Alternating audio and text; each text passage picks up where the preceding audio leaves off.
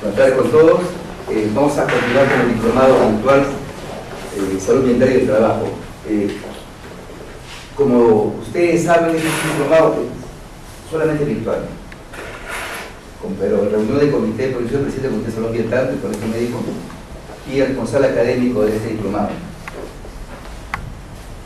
Hemos quedado en que también, como hay tópicos que necesitan ser interactuados, hemos tenido la necesidad de que se filme para poder después ser enviado a la aula virtual para que puedan ustedes visualizar adecuadamente. Ya se hizo con la primera unidad, creo que ha bajado ustedes, ¿no es cierto? Entonces vamos a continuar con esa temática, pero después del siguiente módulo va a ser así. Lo que creamos importante y que deba ser compartido y que ustedes puedan interactuar y preguntar al expositor, va a continuar así. Entonces, lo va a presentar es el doctor Fernando Aliaga. Él es un gran amigo acá del colegio médico, siempre nos apoya en todos los foros que tenemos, prácticamente es un médico más bien. Él es, aparte de abogado, es pedagogo, es administrador y es doctor en Derecho. Enseña en posgrado de la Villarreal en San Marcos y enseña un doctorado, que es Medio Ambiente y Desarrollo Sostenible. Le voy a dejar con él para continuar con esta exposición. Por favor, continuemos. Bueno, muy buenas tardes con todos. El día de hoy vamos a desarrollar la unidad número 4, Introducción al Derecho Ambiental. Entiendo que la mayoría de acá son médicos y de repente no están familiarizados con el derecho, con el mundo jurídico. Voy a tratar de alcanzarles una explicación ojalá les pueda servir para que ustedes puedan interpretar adecuadamente las normas jurídicas.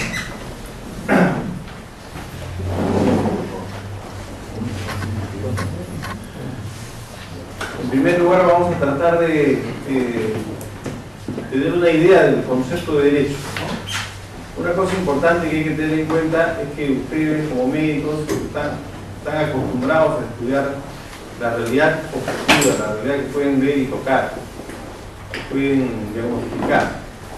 En cambio, los abogados estudiamos desde el punto de vista conceptual. El derecho no se puede tocar, no se puede pesar. El derecho es un concepto. La justicia es otro concepto. El mundo jurídico se construye en base a conceptos, son constructos intelectuales, ¿no? El hombre crea las palabras y el hombre le da significado a las palabras. Entonces, para entender bien el derecho hay que conocer mucho el significado jurídico de cada uno de los términos que se emplean. Esto también implica que el derecho se tiene que entender conceptualmente. No es que lo vamos a entender mirando o viendo en un aspecto material, ¿no? Es un poco más abstracto y un poco más difícil de entender.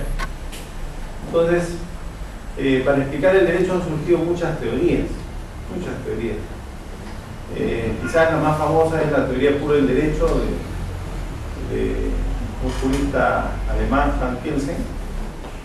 Y actualmente está muy de boga la teoría tridimensional del derecho de un jurista brasileño que se llama Miguel Reale.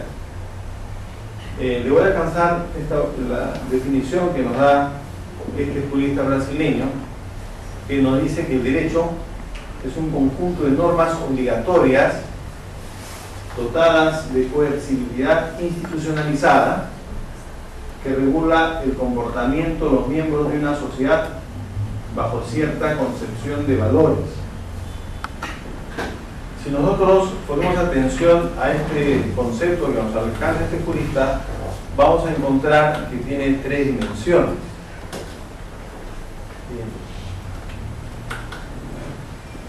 Una dimensión denominada hechos jurídicos, ¿no? Una segunda dimensión, valores jurídicos, y una tercera dimensión, que es la norma jurídica. Dice el conjunto de normas obligatorias, ¿no? Entonces, cuando nosotros nos preguntamos ¿por qué que el derecho contiene normas obligatorias? y si el derecho es la única disciplina o ciencia normativa, inmediatamente nos vamos a dar cuenta que no es el derecho la única ciencia normativa, sino que, por ejemplo, la religión tiene normas, ¿no? Normas religiosas, la ética y la moral tienen normas éticas, normas morales, ¿no? Y también encontramos normas en gramática y en distintas otras disciplinas. Pero la característica fundamental del derecho respecto de las otras disciplinas es que el derecho contiene normas obligatorias. Dice el conjunto de normas obligatorias dotadas de una coercibilidad institucionalizada. ¿Qué quiere decir esto? Que son normas de obligatorio cumplimiento y que la característica de ser de obligatorio cumplimiento emana del poder estatal. O sea, es del Estado organizado y cada Estado emite sus propias normas jurídicas. La pregunta sería ¿por qué que estas normas son obligatorias mientras que el resto de normas no son obligatorias? En todo caso son facultativas y en el peor de los casos existe una tolerancia en su incumplimiento. Por ejemplo, en el caso de nuestro país no existe una sola religión, existen varias religiones. Y el Estado peruano es tolerante en cuanto a que se cumplan las normas religiosas de una u otra religión. Lo mismo pasa con las normas morales, ¿no? Las normas morales se considera que son buenas y que todos deberíamos cumplirlas. Pero en caso que no se cumplan, ¿no? La sociedad tolera ese incumplimiento. Pero ¿por qué no tolera el incumplimiento de las normas jurídicas? Porque se entiende que las normas jurídicas, ¿no? Protegen aquellos bienes jurídicos que para todos nosotros, para todos los integrantes de un Estado, de una sociedad, se consideran necesarios, indispensables, imprescindibles. Por ejemplo, se puede tolerar que uno pueda creer en Jesucristo, pueda creer en Mahoma, pero no se tolera que una persona le quite la vida a otra persona. Entonces, el derecho va a contener aquellas reglas de conducta que permiten una convivencia pacífica de todos los integrantes de la sociedad, que permiten organizar el trabajo y que permiten también buscar el desarrollo, lo que en términos filosóficos siempre se ha conocido como alcanzar el bien común. Entonces, dentro del derecho solamente van a estar aquellas reglas, normas de conducta que permiten estos fines máximos: una convivencia pacífica, organización de la sociedad y procurar el bien común. Es por eso que las normas jurídicas no tienen esta condición de ser obligatorias. En términos sencillos, si queremos entender el derecho, hay que pensar que el derecho contiene aquellas reglas, aquellas normas de conducta que son buenas para todos. En estricto sentido, no podrían haber normas que favorecen a uno y perjudican a otro, sino que solamente deberían constituir normas jurídicas aquellas normas que son buenas para todos. Quiere decir, para los que son funcionarios públicos como para los que no son. Estemos ejerciendo un cargo o no estemos ejerciendo un cargo, aquellas normas que son buenas para todos son las que deben estar contenidas dentro de lo que nosotros conocemos como derecho. ¿Sí? Entonces, la otra dimensión es la dimensión de los valores jurídicos. Siguiente.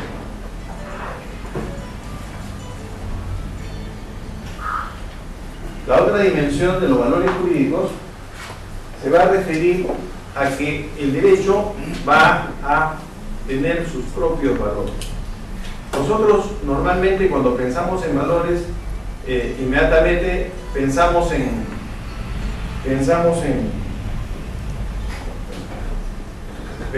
la moral o en la ética, y como todos sabemos, la ética es la ciencia de la moral, ¿no? Y la moral está referida a todo lo bueno. O sea, los valores y los principios morales, ¿no? Son siempre positivos. No puede haber un valor negativo, no puede haber un valor malo. y que lo que es bueno siempre es bueno y nunca pasa a ser malo, y lo que es malo nunca se convierte en bueno. Es decir, si matar es malo, nunca, en ningún caso, moralmente hablando, matar puede ser bueno. Entonces, la moral tiene sus propias reglas, tiene su propia lógica, su propia filosofía en cuanto a su construcción, y nosotros identificamos que en ese sentido todos los valores son positivos. Sin embargo, vamos a darnos cuenta de que los valores jurídicos no necesariamente siempre van a coincidir con los valores morales. Los valores jurídicos son aquellos bienes que el derecho privilegia, que el derecho protege, que el derecho garantiza. Por ejemplo, el derecho protege la vida humana, la libertad, ¿no? El derecho promueve la salud para todos. Entonces, esos van a ser los valores jurídicos, lo que el derecho decide privilegiar, proteger o poner en valor. Y estos valores jurídicos no siempre son los mismos en todos los estados. Cada estado va a desarrollar su propio derecho. Por ejemplo, respecto del tema del aborto. Todos sabemos que el aborto en el Perú está prohibido y que es un delito, está penado el aborto. Sin embargo, vemos que en China, por ejemplo, el aborto es obligatorio para aquellas familias que tienen un hijo, o sea, que no pueden tener más de un hijo. Y el aborto es obligatorio en China. Mientras que en España y en Estados Unidos el aborto es facultativo y se le faculta a la madre, ¿no?, decidir dentro de los 3 primeros meses, ¿no?, si quiere continuar con el embarazo o lo corta. Entonces, los valores jurídicos en el derecho peruano, ¿no?, nos hacen referencia a una tremenda influencia de la religión católica, y los valores jurídicos en China nos hacen referencia a una tremenda influencia de aspectos económicos, ¿no?, y sociales. China tiene demasiada población y ya no es posible dar una calidad de vida o bienestar general a tanta población. Entonces ahí priman los criterios económicos, ¿no?, para fijar de que el aborto sea obligatorio en ese país. Este ejemplo nos permite darnos cuenta de que los valores, cuando hablamos de valores jurídicos, no necesariamente nos estamos refiriendo a los valores morales o éticos, ¿no? ¿Cuáles son los valores jurídicos? Son aquellos bienes jurídicos que el derecho, ¿no?, en el caso del derecho peruano, privilegia, protege y garantiza. ¿Okay? Y cuando hablamos de los hechos jurídicos, que es otra dimensión que nos da en su definición Miguel Real. Cuando nosotros nos referimos a los hechos jurídicos, nos referimos a aquellos acontecimientos o falta de acontecimiento proveniente de la naturaleza o del comportamiento humano, al cual el ordenamiento jurídico le atribuye una consecuencia de derecho, consistente en crear, regular, modificar o extinguir relaciones jurídicas, ¿no? De manera simple, nosotros los abogados entendemos que hechos jurídicos son aquellos hechos del hombre o la naturaleza que tienen relevancia jurídica. ¿Cómo lo explicamos esto? Imaginemos que en nuestra realidad todo lo que acontece constituye un hecho, ¿no? Y lo que acontece es producto de la naturaleza o es producto de la conducta humana. Por ejemplo, acá estamos en el colegio médico frente a un parque y podemos observar que hay muchas aves, muchos pajaritos, ¿no?, que hacen sus nidos por ahí o están volando libremente. ¿Eso tendrá relevancia jurídica? ¿Tendrá importancia para el derecho? No. De repente, el que nosotros estemos sentados acá en una posición u otra, o decidamos pararnos, tendrá relevancia jurídica, creará derechos, obligaciones, modificará derechos, obligaciones, o extinguirá derechos, obligaciones de algunos de nosotros. No. Por lo tanto, no son hechos jurídicos. Solamente es hecho jurídico aquellos acontecimientos de la naturaleza del hombre que crean, modifican o extinguen derechos u obligaciones. Vamos a ponernos un poquito negros y pensar que un terremoto, ¿no?, ocasiona algunas pérdidas de vidas. Un terremoto es un fenómeno natural, pero tiene consecuencias jurídicas, porque el terremoto, al haber quitado la vida de algunas personas, hace nacer en sus descendientes un derecho sucesorio. O sea, el patrimonio de los titulares tiene que pasar a alguien, hay que determinar a quién pasa ese patrimonio. Por lo tanto, este hecho de la naturaleza sí tiene, ¿no?, relevancia jurídica. ¿Okay? O en el caso, por ejemplo, de que ustedes habían firmado un contrato para brindar un servicio, ¿no?, y por algún motivo ya están imposibilitados de cumplir el contrato, ¿no?, que puede ser motivado por la conducta humana, un agente externo, ¿no?, han sido víctimas de algún delito, ¿no?, que los ha inhabilitado para poder brindar ese servicio, o han sufrido los efectos de algún desastre natural que también les ha impedido cumplir con ese servicio, ¿no? Entonces, hechos jurídicos son aquellos acontecimientos del hombre en la naturaleza que tienen relevancia jurídica, y decimos que tienen relevancia jurídica porque eso hace nacer un derecho. Si se produce un terremoto y hay un muerto, ese muerto hace nacer el derecho de suceder en sus hijos, en su pareja, ¿no?, o en sus familiares directos. En todo caso, puede modificar o extinguir una obligación. Una persona que firma un contrato con alguien para brindar un servicio personalísimo y muere, ¿no?, ya no puede cumplir el servicio, o sea, se extingue esa obligación. Por lo tanto, esos acontecimientos tienen relevancia jurídica.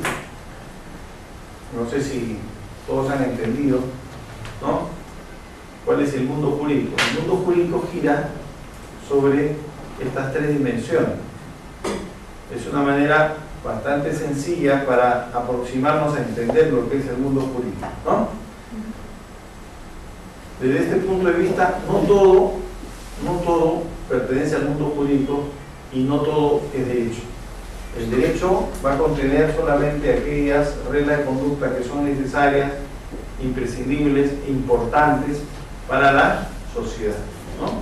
Hay otras normas, como las religiosas, las morales, que no son parte del derecho. ¿Estamos? Siguiente. Bien. Bueno, la pregunta es, ¿dónde surge el derecho? ¿Dónde nace el derecho? ¿No? El verdadero origen del derecho está en el propio hombre, en la capacidad que tiene este ser extraordinario que somos cada uno de nosotros, que a pesar de ser organismos patéticos que nacemos y vamos a morir en un determinado momento, en un corto tiempo, y que todos sabemos que vamos a nacer y vamos a morir, y que tenemos ciertos condicionamientos físicos, ¿no? Sin embargo, tenemos la gran capacidad de autodeterminarnos y de, a través del pensamiento, poder crear, ¿no? El ser humano es un creador inacabado de la cultura. Hemos creado millones de juegos, desde el ajedrez y las damas, ¿no?, millones de historias y novelas, miles de lenguas, de idiomas, tanta cantidad enorme de religiones. El hombre es un creador inacabado. El hombre, con esa capacidad, ser humano, me refiero, ha creado las matemáticas como ciencia del pensamiento, ha creado las religiones, la moral, la ética, y también ha creado el derecho. El origen entonces del derecho está en el propio hombre, en el hombre social. Se dice que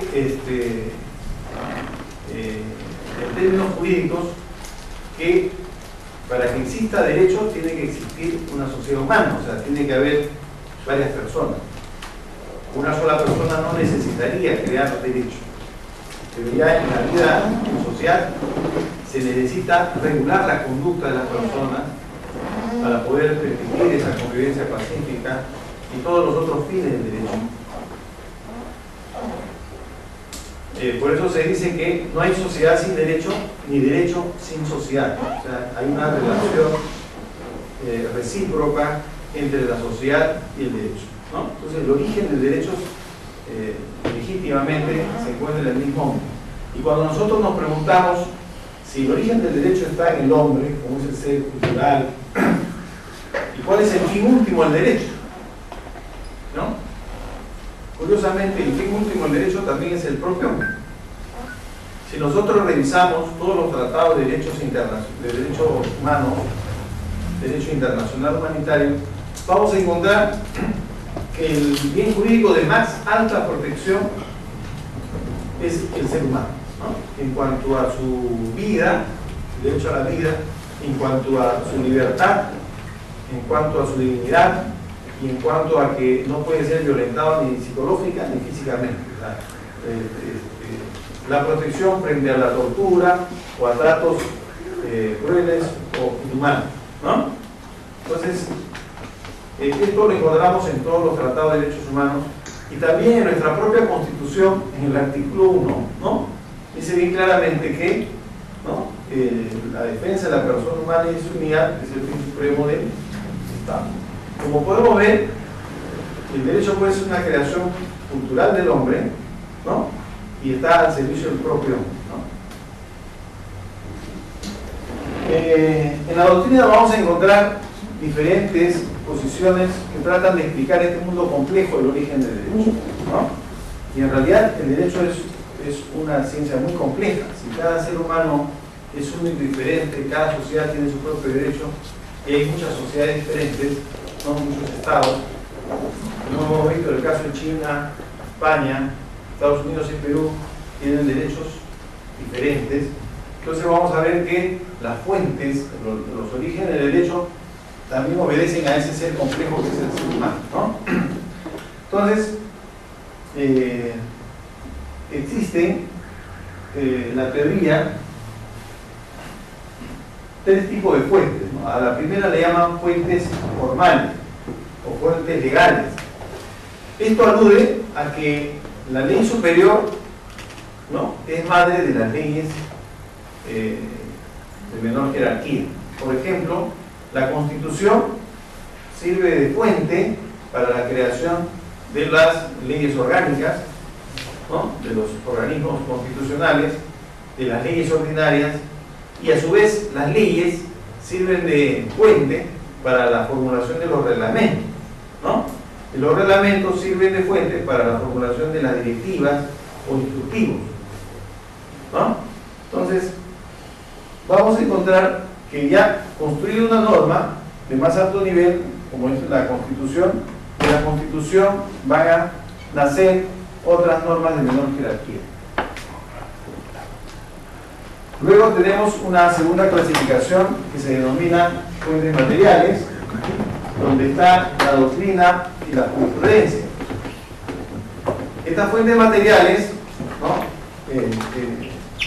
se refieren, pues, en el primer caso, a todos los conocimientos filosóficos, técnicos jurídicos desarrollados por los juristas, por los científicos del derecho, ¿no?, que sirven como fuente de interpretación, como criterio orientador para la interpretación y aplicación adecuada del derecho, ¿no? Están contenidas en lo que se llama la doctrina. Como les decía, el derecho es producto del cultural y por lo tanto se entiende conceptualmente. Y los juristas, los científicos del derecho son los que van enriqueciendo y van actualizando estos constructos culturales. Luego, en un segundo nivel aparece la jurisprudencia, ¿no?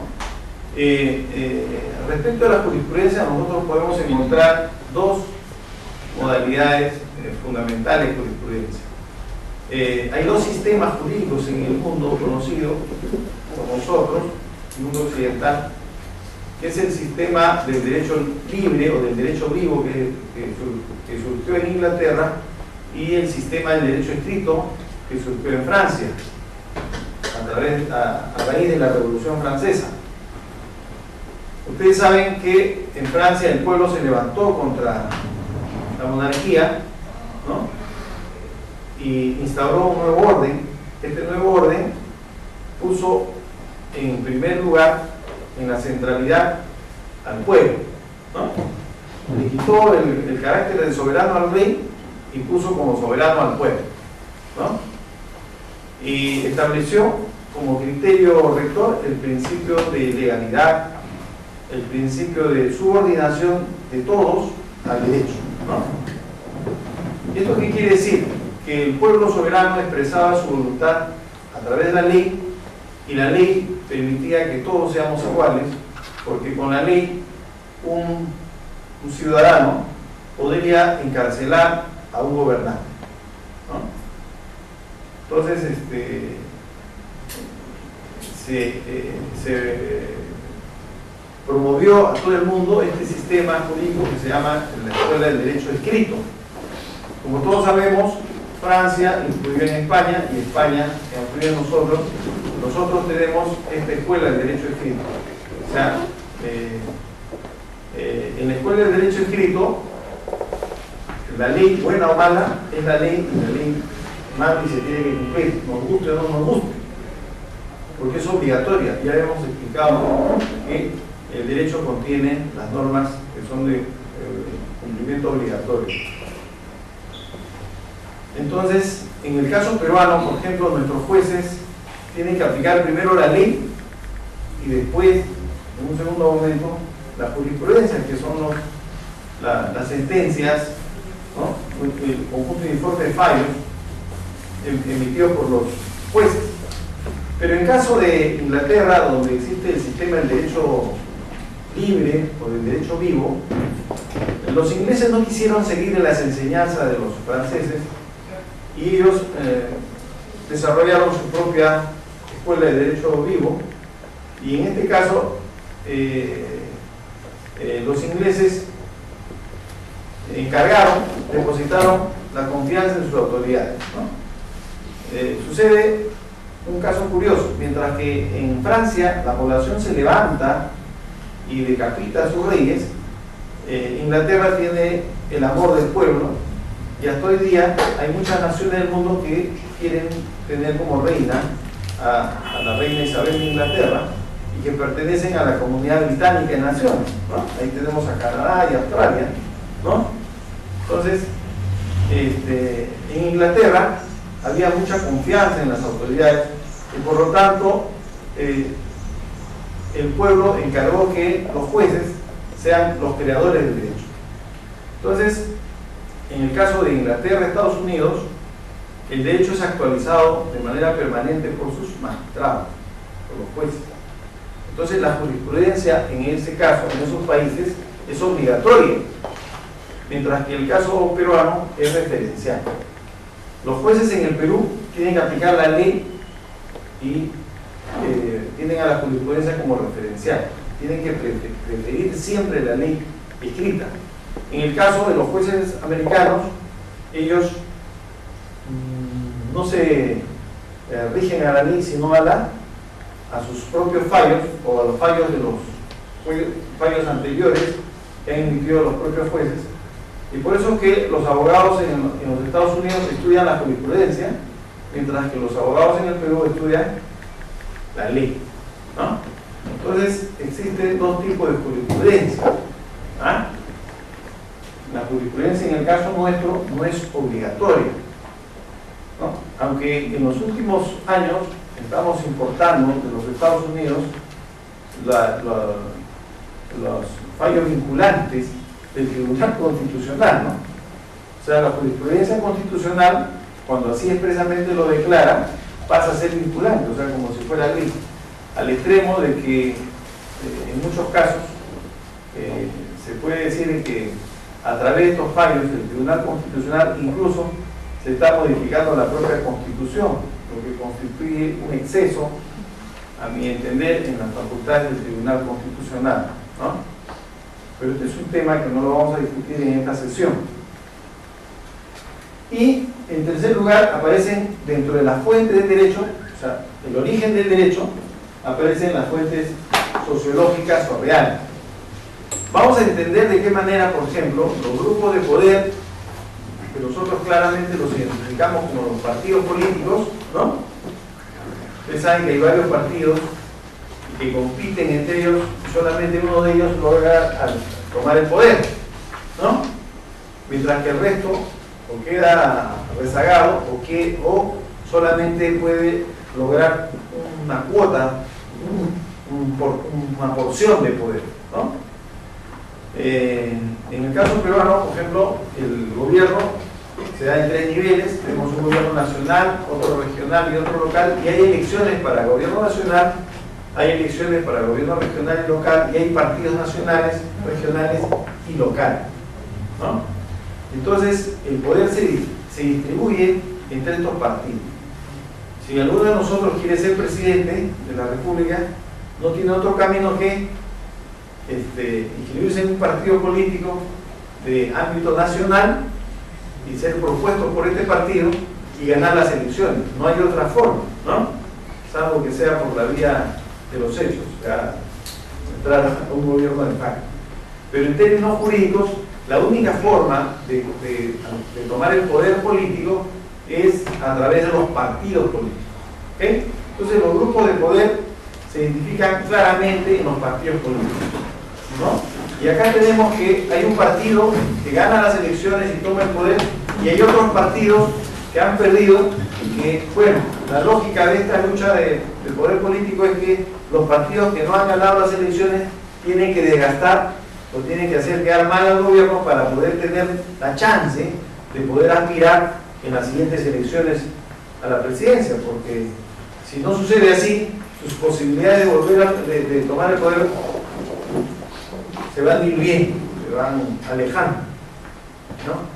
Entonces, en este tema de lucha de poder se dan los negociados, ¿no?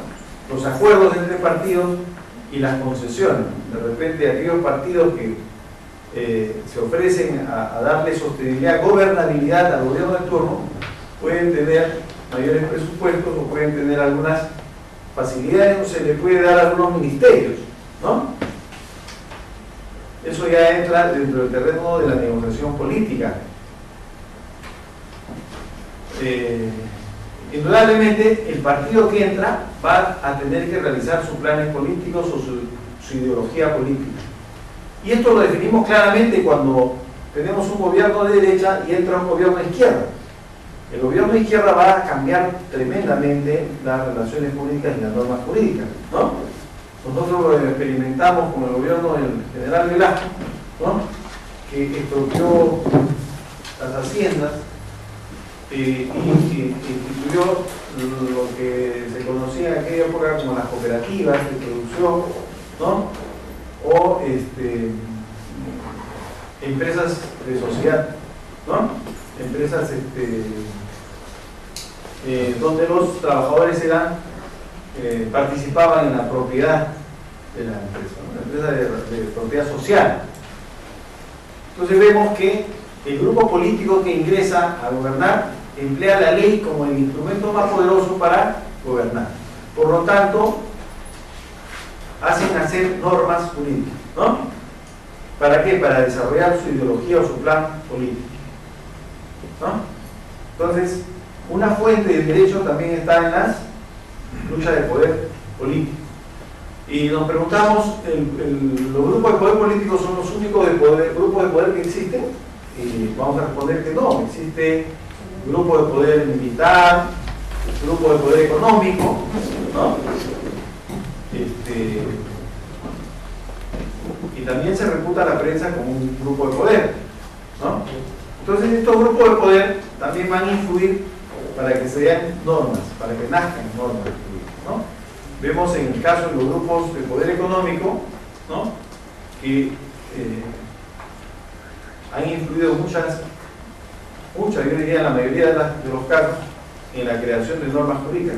Yo les preguntaría, ¿por qué es que surge en el Perú la ley del sistema de modernización de la seguridad social, donde se parte lo que era el IPS y se crean las EPS y se crean las AFP, ¿no? Y curiosamente, por ahí alguna autoridad del gobierno, ¿no? crea una AFP. Entonces, los grupos de poder económico influyen mucho en la generación de normas, ¿no? Y así podemos dar muchos ejemplos. Luego tenemos a los grupos de presión. Los grupos de presión se identifican mucho con los sindicatos, con los colegios profesionales. Ustedes, los médicos, son un ejemplo de lo que puede hacer un grupo de presión. El horario de trabajo médico, por ejemplo, ¿no? Respecto de los demás trabajadores. Entonces, se nota que hay fuerza o hay poder en el gremio médico, ¿no?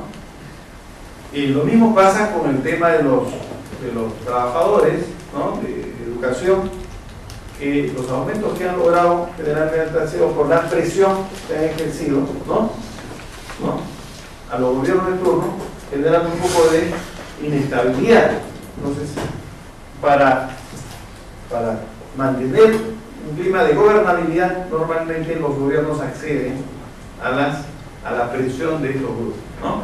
Entonces, los grupos de presión también generan normas jurídicas.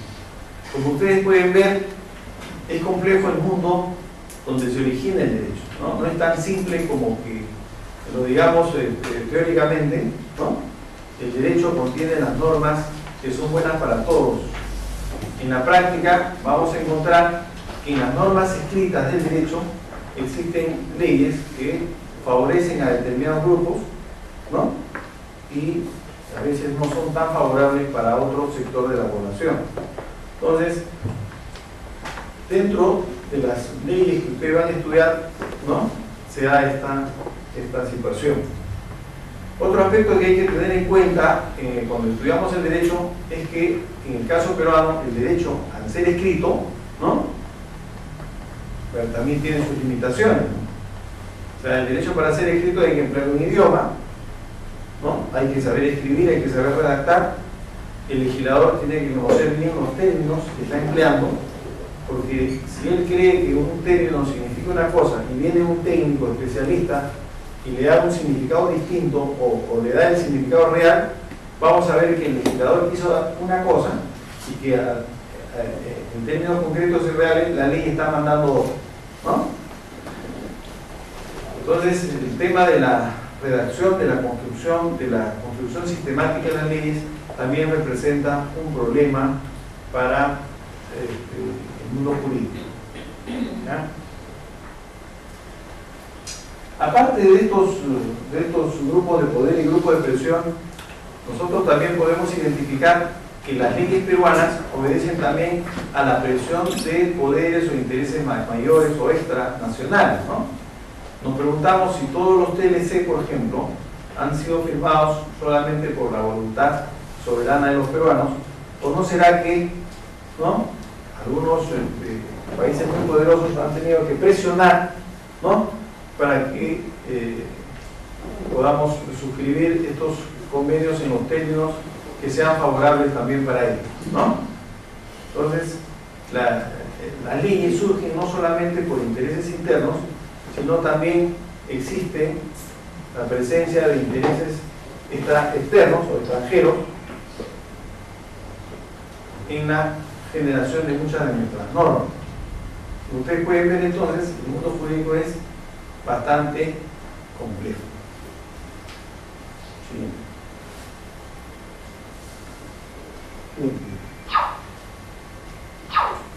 Bueno, otro aspecto que hay que tener en cuenta es que cuando nosotros pensamos en el derecho, pensamos en la ley. Y a veces no nos olvidamos que cuando decimos ley, nos estamos refiriendo a la Constitución, a los tratados internacionales que el Perú ha suscrito, nos estamos refiriendo a las leyes orgánicas y a las diversas modalidades de leyes, o sea, leyes, ley ordinaria, ¿no? Los decretos legislativos, los decretos leyes que se emiten en los gobiernos de facto, las ordenanzas de los gobiernos regionales y los gobiernos locales, los decretos de urgencia, etc. Y luego tenemos otras normas jurídicas de menor nivel como las resoluciones ministeriales, directorales, jefaturales, los edictos, etc., ¿no? Entonces, el mundo jurídico está conformado por una gran, enorme cantidad de normas jurídicas, y entre ellas se establece una jerarquía, más o menos como ustedes pueden ver, ¿no? Siguiente cuadro. Este es otro cuadro donde se muestra esa pirámide jurídica en el caso peruano. Acá solamente aparecen 3 niveles de normas. Un primer nivel de normas de rango constitucional, un segundo nivel donde están todas las leyes o actos legislativos, y tenemos todos esos que están, todas esas normas que están en azul. Y en un tercer nivel, las normas reglamentarias, y tenemos todas las normas que están en rojo, ¿no? Lo que les acabo de decir. Bien. Bueno, conociendo esto más o menos, qué cosa es el derecho, cuál es lo que conforma este mundo jurídico, ¿no? En la materia del curso que usted está siguiendo es Introducción al Derecho Ambiental, ¿no? Entonces, como más o menos queda claro hasta donde hemos hablado, es que el derecho regula la conducta del hombre y toda conducta que tenga relevancia jurídica. Y las conductas que tienen relevancia jurídica, bueno, traspasan a todas las actividades profesionales, ¿no? Ustedes como médicos saben que muchas de las actividades suyas también están reguladas por la ley, y así que todas las actividades profesionales, ¿no?, también están reguladas por la ley. Es más, se puede decir de que la ley es el instrumento más poderoso que tienen los gobiernos para gobernar.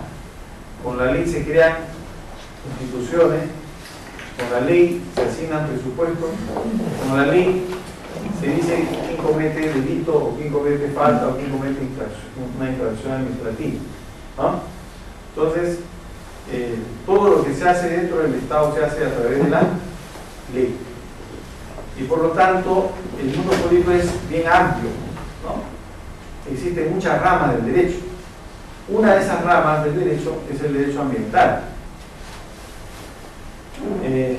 Todo el derecho es uno solo, pero por razones de especialidad de materia, ¿no?, se van construyendo conocimientos que se van uniendo en lo que se conoce como ramas jurídicas, ramas del derecho. Una de estas es el derecho ambiental. ¿Cómo es que surge el derecho ambiental?, ¿no? Entonces, podemos decir de que el derecho ambiental se descubre hace pocos años, cuando la humanidad se da cuenta de que se van perdiendo las condiciones del medio ambiente, se va perdiendo la megadiversidad en los bosques europeos a raíz de la Segunda Guerra Mundial, cuando se va constatando la desaparición de especies, cuando se constata fundamentalmente el adelgazamiento de la capa de ozono. Entonces la humanidad se da cuenta de que el planeta Tierra es la casa de todos, que no hay fronteras, ¿no? Las fronteras fueron creadas por la mente humana también, ¿no? Y nos damos cuenta que la contaminación ambiental no se queda en un país, sino que nos afecta a todos. Entonces surge la necesidad, en primer lugar, de tratar de proteger ecosistemas, proteger especies, hasta que finalmente nos damos cuenta de que, bueno, hay que proteger la calidad ambiental como un medio de protección de nosotros mismos, ¿no? Porque si se rompe este equilibrio ambiental que es tan frágil, la misma especie humana corre peligro de extinguirse, ¿no? Entonces, en primer lugar, surgieron las normas de derecho sanitario, ¿no? Las normas de derecho sanitario para la vida en zonas urbanas, para permitir la vida de grandes cantidades de personas en las urbes. Luego aparece el derecho ecológico como una ciencia normativa que se pone al servicio de la conservación de los recursos naturales y de los ecosistemas, como un conjunto de normas que protegen de manera irrestricta los recursos naturales, sobre la base del principio de protección de la naturaleza. Y luego, cuando ya llegamos a entender de que nuestra casa, la aldea de todos, que es el planeta Tierra, está en peligro, recién entramos a darnos cuenta de que tenemos que pensar distinto y surge así el derecho ambiental. El derecho ambiental definido como la ciencia que estudia los bienes traducidos en recursos ambientales que por acción del hombre pueden tener peligro de contaminación o extinción, que busca proteger el ambiente como medio de protección del mismo hombre, ¿no? Entonces, cuando nosotros pensamos en el derecho ambiental, pensamos en todo ese conjunto de normas que van a regular la conducta de los seres humanos para proteger fundamentalmente el ambiente, la calidad ambiental, como fin último de preservar la misma especie humana, ¿no? Buscando un equilibrio entre el mundo natural y el mundo artificial, ¿no? ¿Por qué? Porque no podemos nosotros desconocer que el hombre es un creador de ciencia, un creador de tecnología, ¿no? Y si bien es cierto el hombre ha creado tecnología que contamina, ¿no? También es cierto que puede desarrollar y puede perfeccionar esa ciencia y esa tecnología y generar tecnología limpia. El mismo hombre puede contribuir a reparar o corregir los efectos del daño que ocasionó. Entonces, por eso es que las ciencias ambientales apoyan mucho a que la humanidad siga inventando, siga innovando, siga desarrollando la ciencia y la tecnología con la esperanza de que el mismo talento humano que contaminó puede en un determinado momento salvar la naturaleza, ¿no? Entonces, lo que se busca en el derecho ambiental es un equilibrio entre el estado entre la naturaleza y el mundo artificial creado por el hombre, ¿no? Y que el hombre constantemente está creando. O sea, es un equilibrio, una relación armoniosa. Muchos entienden que el derecho ambiental, pero el derecho ecológico se refiere a volver a un estado de naturaleza. Es curioso cómo en algunas provincias uno viaja por el interior de un país y encuentra avisos ahí donde distrito ecológico, y acá está prohibido actividades industriales, mineras, etc., ¿no? Y parece que se entendiera que proteger el ambiente es el estado de naturaleza. No es así. Lo que el derecho ambiental busca es un equilibrio entre el mundo artificial que el hombre crea y la naturaleza. Y tenemos que aceptar esto porque de otro modo no podría ser posible que 9 millones de limeños vivamos acá en Lima. Naturalmente hablando, Lima no nos podría alimentar a tantas personas, ¿no?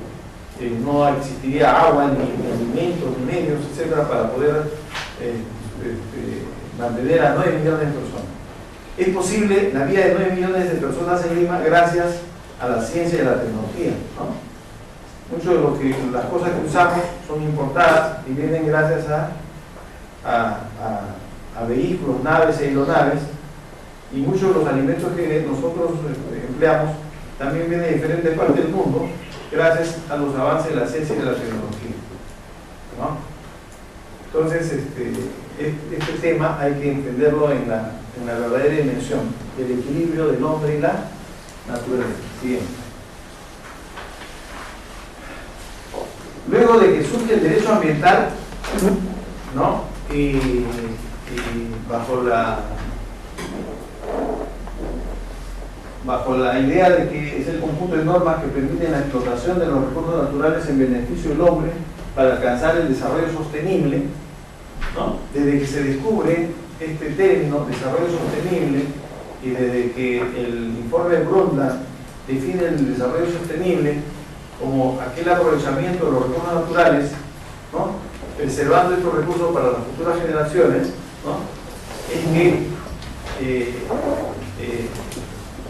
también se está desarrollando un nuevo derecho que ya no se llama derecho ambiental, sino se llama derecho ambiental para el desarrollo sostenible. Este derecho ambiental para el desarrollo sostenible, ¿no? Postula que además de regular las conductas humanas para proteger las condiciones ambientales como medio de protección al mismo hombre, además de eso, se debe incorporar a esto, ¿no?, aspectos sociales, económicos y políticos, ¿no? O sea, esta variable ambiental tiene que actuar de manera transversal en lo social, en lo económico, en lo político. Por ejemplo, antes de que surja el derecho ambiental o el derecho ambiental para el desarrollo sostenible, nosotros hablamos de economía, y la economía, como la ciencia de la escasez, simplemente buscaba, ¿no?, una relación costo-beneficio, o sea, cuál es la utilidad, ¿no?, la ganancia. Hoy en día ya no se tiene esa idea de lo que es economía, se piensa en una economía sostenible, donde nosotros vemos a los recursos naturales como un medio que tiene que ser empleado racional, prudentemente, ¿no?, y que estos recursos en realidad también tienen que ser preservados para las futuras generaciones, ¿no? Alguna posición un poco más extrema de los ambientalistas sostiene que la verdadera dimensión de lo que nosotros debemos considerar como desarrollo sostenible es que nos debe llevar a pensar de que los recursos naturales no son propiedad de nuestra generación, sino que son propiedad de las futuras generaciones que nos han prestado esos recursos naturales y que nosotros tenemos la obligación de devolverse. Eso nos implica a que la economía no puede ser simplemente en términos netamente económicos, sino que tiene que tener una dimensión, una connotación distinta, ¿no? Por eso que el desarrollo ambiental para el desarrollo sostenible implica que en lo social, en lo económico, en lo político se considere la variable ambiental.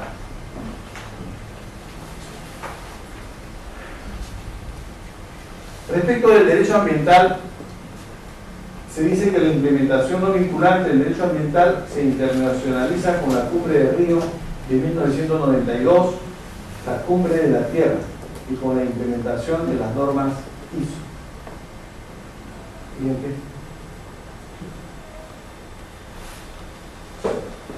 Bueno, cuando nosotros pensamos en el derecho ambiental, nos preguntamos, ¿de dónde surgió el derecho ambiental? ¿Fue un descubrimiento de los peruanos o es que esto fue descubierto en otras latitudes y así incorporado acá? ¿No? La segunda respuesta es la correcta. El derecho ambiental es descubierto en los países más desarrollados que nosotros, ¿no?, y es difundido por ellos, y nosotros simplemente hemos cogido este conocimiento y lo estamos aplicando. Recién estamos iniciando en el tema ambiental. En los países desarrollados, por ejemplo, los servicios ambientales ya se han cubierto casi al 100%, mientras que en el caso peruano, los servicios ambientales están en un bajísimo nivel de implementación, ¿no? Entonces, esta es una idea de cómo vamos atrasados en el tema ambiental. Entonces, el derecho ambiental surge propiamente en el derecho internacional ambiental. El derecho internacional ambiental es el conjunto de reglas y normas jurídicas referidas a la protección de la naturaleza y la lucha contra la polución y que buscan el equilibrio entre el hombre y la naturaleza. Se considera que es un nuevo derecho humano, ¿no? En la teoría de los derechos humanos se habla de 3 generaciones de derechos humanos. La primera generación está referida a los derechos individuales o personalísimos, la segunda generación a los derechos sociales o colectivos y la tercera generación a los derechos de la solidaridad. ¿Cuál es la característica y la diferencia de los 3 niveles, los 3 dimensiones de derechos humanos? En la primera generación, los derechos humanos simplemente se cumplen de manera inmediata cuando se da la ley que lo reconoce, ¿no? O sea, el derecho a la vida, a la libertad, etc. Simple y llanamente basta la norma legal que lo reconozca y en ese momento se inicia su aplicación. Los derechos humanos de segunda generación requieren de recursos y requieren de una implementación de infraestructura y de talento humano. Por ejemplo, el derecho a la educación implica construcción de colegios, buenos catedráticos, ¿no? Equipamiento, y no solamente basta la ley, se requiere de recursos. Lo mismo pasa con el trabajo, con el salario digno. Todos quisiéramos tener un trabajo y un sueldo digno, pero eso depende de la capacidad y de la disponibilidad que tenga un país. Por lo tanto, los derechos de segunda generación están condicionados a las capacidades que tenga un Estado. Los derechos de tercera generación son también llamados derechos difusos, requieren mucho más. El derecho a contar con un ambiente sano y equilibrado para la vida y la salud implica el compromiso de todas las naciones del mundo.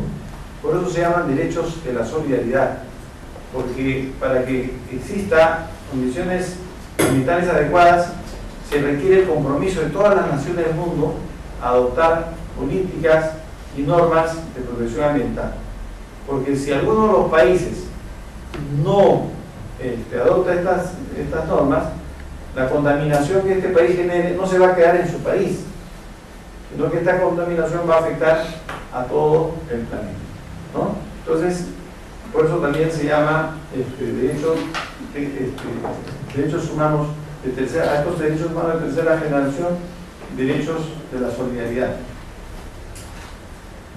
Respecto del origen del derecho internacional ambiental, los antecedentes de derechos los encontramos en las normas referidas a la salubridad, protección del paisaje, protección de la flora y la fauna, y se puede decir que surge propiamente con la Declaración de Estocolmo de 1972, que fue la primera cumbre ambiental mundial. Siguiente, por favor.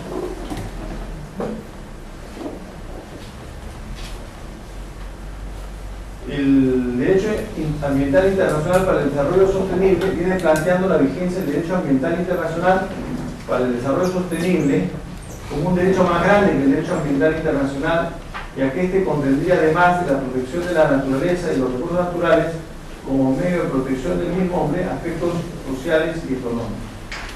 Siguiente. ¿Cuál es el objeto del derecho ambiental? El derecho ambiental tiene como objeto la regulación de las conductas humanas para lograr una armónica interacción del hombre con el ambiente, a efecto de que las complejas manifestaciones sociales, económicas y culturales mantengan inalterados los procesos naturales. ¿No? Lo que ya hemos venido conversando desde hace bastante tiempo, ¿no? Es el objeto del derecho ambiental. Siguiente, por favor. ¿Cuáles son los caracteres del derecho ambiental? Vamos a mencionar de manera rápida los caracteres del derecho ambiental. Primero, hay un énfasis preventivo, ¿no? O sea, el derecho ambiental busca prevenir los daños ambientales, o sea, evitar que esto se dé y que esto se ocurra. El derecho ambiental tiene un sustento ecológico porque busca proteger las diversas formas de vida, ¿no? Los diversos ecosistemas. El derecho ambiental está compuesto por normas de orden público. ¿Qué quiere decir estas? Normas de cumplimiento obligatorio, ¿no? A tal extremo de que inclusive existen dentro del derecho penal normas o delitos ambientales. Un carácter del derecho ambiental es que también es multidisciplinario. Una cosa importante de las ciencias ambientales es que nos hemos dado cuenta que para proteger el ambiente, para tomar medidas a favor del ambiente, no basta la acción particular o individual de una profesión, de algunas personas. Se requiere el concurso de todos los saberes y de todos los conocimientos. El concurso de todos. Entonces es la única forma de conocer realmente la dimensión de lo ambiental y buscar soluciones prácticas y concretas a los problemas ambientales. Siguiente. El derecho ambiental es esencialmente político y no puramente normativo, ¿no? Hemos visto que cada estado tiene su propio derecho. Vemos que los países desarrollados promueven mucho la protección ambiental, pero vemos que los países desarrollados son renuentes a firmar los tratados. referidos a protección ambiental. La lógica es que estos países desarrollados han desarrollado con tecnología de segunda y tercera generación y estas tecnologías son contaminantes. Entonces, obligarse por un tratado implicaría que ellos tendrían que abandonar estas tecnologías. Lo que están haciendo es desarrollar nuevas tecnologías más limpias para ir sustituyéndolas progresivamente, y por eso es que no se obligan de manera directa a estos tratados. Pero aquellos países que no hemos desarrollado tecnologías, sí, de alguna forma nos están promoviendo a que adoptemos, ¿no?, conductas ambientalmente limpias. Frente a esto es curioso el tema de Brasil, ¿no? A Brasil le dicen, adopta políticas ambientales limpias, y Brasil dice, bueno, yo también tengo derecho al desarrollo. Y dentro de esta autonomía que tienen los estados, ¿no?, dentro de esta, ellos adoptan la posición, cada estado adopta una posición respecto a la protección ambiental, algunos más extrema y algunos más flexibles, ¿no? Por eso sí es esencialmente político y no puramente normativo. Tiene una connotación transgeneracional, ¿no? ¿Por qué? Porque la protección del ambiente no solamente es para protegernos nosotros en la generación presente, sino estamos pensando en la futura generación. Y es un derecho transfronterizo. Es importante porque este derecho ambiental está rompiendo un poquito el tema de la soberanía de los estados. El derecho ambiental postula que los estados son soberanos para aprovechar sus recursos, pero observando que toda actividad que ellos realicen no afecte la calidad ambiental de los países vecinos, ¿no? Es decir, nosotros podemos adoptar las mejores políticas respecto de nuestro río Amazonas, pero no podemos afectar al río Amazonas que termina afectando a Brasil, ¿no? Entonces, respecto de este derecho ambiental, vemos que el derecho ambiental no solamente queda a nivel de una nación, sino que, ¿no?, traspasa las fronteras, y por eso se dice transfronterizo. Siguiente. Hasta acá se ha conversado sobre las bases teóricas de lo que es el derecho y el derecho ambiental, ¿no? Probablemente el tema del derecho es mucho más complejo, ¿no?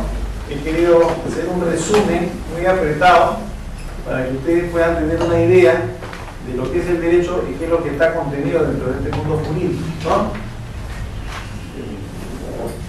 Quisiera poder absorberle algunas preguntas, no sé si se ha entendido con claridad lo que he querido transmitir, ¿no?